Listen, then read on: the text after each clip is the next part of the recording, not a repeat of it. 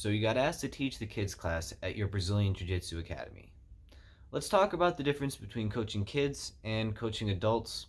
Also, what can you expect when it comes to teaching kids classes, and do I have any helpful hints?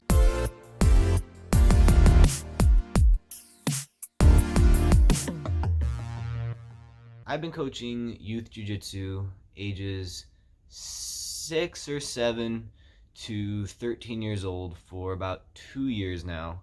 I've also coached some adults, but primarily I've been a youth coach. And the first thing that I want to get out of the way is something I am super passionate about, and that is the idea that you're not just teaching kids. I mean, you are, but there's so much more that goes into it. It's certainly not a lesser form of coaching. In my opinion, if you are viewing your job as a youth coach to be more of a babysitter and hopefully they learn a little bit of technique here or there, but mostly it's just you got to fill the time that they're there, you probably shouldn't be a coach. I don't think that's the right mentality. In my opinion, the limiting factor should never, ever, ever, ever, ever be the student. The limiting factor should be the amount of knowledge that you are able to have and how well you are able to give that knowledge to your students in a manner that they're able to implement it effectively. And when your students are children, it's going to be different than when your students are adults. Adults have a bunch of pros and a bunch of cons, same with youth students when it comes to coaching. Adults can understand what you're saying to them and are much more used to learning things in an academic setting where there is a right answer, where there are steps to follow, and where you can think about things to get it correct. Children don't have any of these biases. They can figure things out on their own a lot more. If you give them rules such as break the legs and get around it, or get back on top from this position, while giving them little hints along the way, like frame here, put your hands here. Maybe if you move like this, it'll be a little bit easier, but still let them figure it out. They will get super duper far.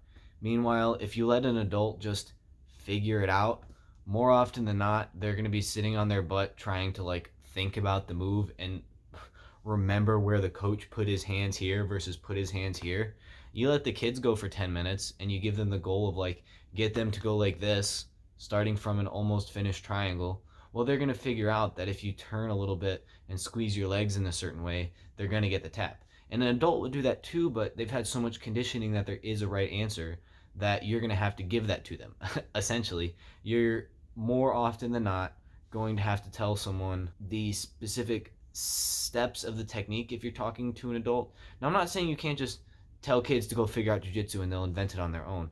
Obviously, there are times where you're going to want to show technique, but this is where it comes into another difference between adults and kids. When you're teaching technique to kids, you have to keep their attention. Kids' attention will wander. 30 seconds is like a really long time to a child. Probably, if you're not recapturing a child's attention every 15 seconds, you're going to lose half the class. And there are a bunch of different ways to capture their attention, make them get invested into it in different ways, by asking them questions, by making them participate, by putting them on the spot, by making them do the move, by offering reward for people who are paying attention. And reward can simply mean a just good job or a pat on the back. And you also have to keep it simple. I like to chunk in threes. I think this is an effective method even for teaching adults too. I think this is effective in general, but it's especially necessary when teaching children. If you have more than 3 big things to focus on, forget about it. They're going to lose it entirely. But if you break it into 3 specific chunks, that's going to be the most digestible. An example of this would be teaching the rear naked choke. I very much prefer John Danaher's method of the rear naked choke, where you slide the arm across, you grab on the shoulder, you can hide it with your chin or your hand, then you slide it across, connecting at the bicep, lock it up, and you squeeze down and towards the hip, compressing in while you do it. That's a lot of steps.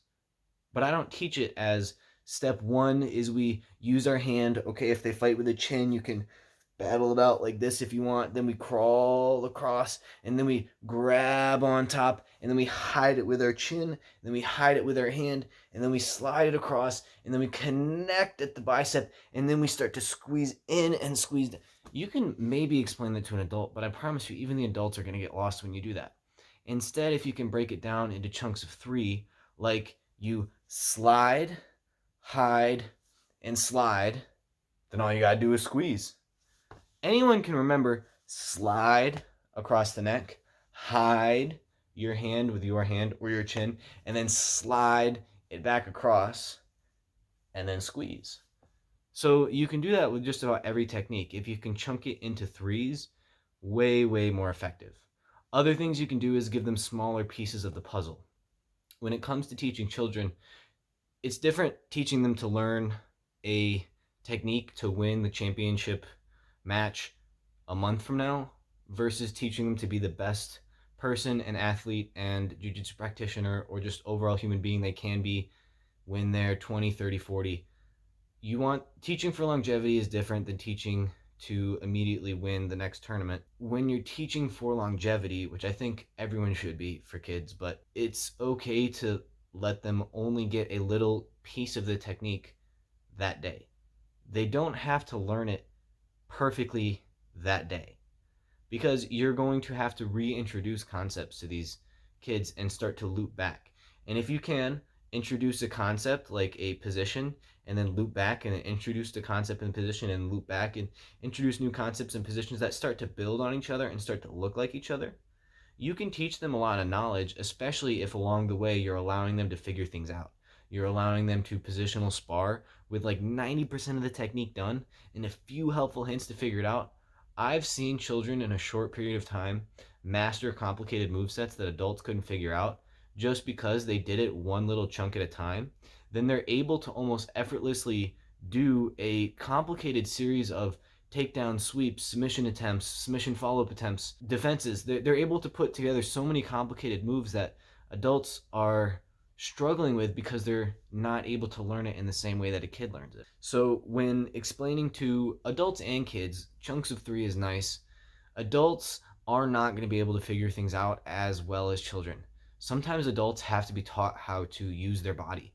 That's another underrated aspect of coaching adults that you don't have to teach children. Children are naturally in tune with their own bodies. Not all of them, right? Everyone comes in different shapes and sizes, and some of them are going to be more clumsy than others. But some adults are going to have to really, really, really overcome a lack of kinesthetic intelligence. If you want to know more about that, I have a video. You can check it out. But children have a natural kinesthetic intelligence that sort of just comes out of the womb. So you're not going to have to spend as much time explaining to them how to move. Well, I guess it depends. Kids are able to figure things out on their own with their bodies. Adults sort of need to have it like hardwired into them. What's a good analogy? For all my computer science nerds, kids are essentially neural networks that you feed a bunch of data into, and if you give them a specific set of parameters, such as get to a submission with the head and arm inside your guard, well, they're going to figure out how to do a triangle just through sheer numbers of attempts and failures. Adults are like a program you have to hard code. You have to tell them you do step A, B, C, D, and this is how you get it done. Hopefully, if you're a good coach, you're going to tell them that over time you're going to have to, make these techniques your own, and you're going to have to figure out, little variations on different opponents by practicing in live sparring and also positional sparring situations. But kids are so malleable and they're so able to figure things out on their own that it really is a different skill set, and you can teach children the limit of I haven't found the limit of what kids are able to learn, to be honest. Like I found the limit in as far as what I am able to. I am the limiting factor, which I think is the good thing because I should be the limiting factor. The limiting factor is never ever ever ever ever your students. If the limiting factor is your students, you're wrong. It's you. The limiting factor is always the coach And if you accept that, then you start to see really amazing things. The other thing that I would say that's different about teaching kids, that's not the same about teaching adults, is you can play dodgeball, no questions asked, and it is a blast. You can do that in the adults class too, and I'm sure they'd have fun. But in the kids class, no one bats an eye when you play dodgeball. And let me tell you, it's fun. There are ways you can modify the rule set. So since you made it to the end, I'll share my modified jiu-jitsu dodgeball for those of you who stuck it out. So essentially, the rules are like normal dodgeball. If you catch it, nothing happens because that's way too difficult to manage. But you're not out, so that's cool. You can still deflect with the dodgeballs and other things. But if you get hit with a dodgeball, the way you get out is by sitting down. And you can still crawl around on the mat. You can't stand up like you can butt scoot and stuff. You can still throw the dodgeballs, so you're still like able to play the game.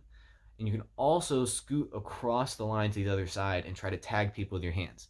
Now, if they bop you with a ball, you gotta, crab walk or bear crawl all the way back to your other side. But it's a little bit jujitsu because we're moving like around in the mat. But truthfully, it's just a lot of fun. So you could probably make other rule variations on that if you wanted to. Make it your own. But yeah, thanks for watching the video. If you want to support the channel, YouTube stuff like commenting, subscribing. Peace.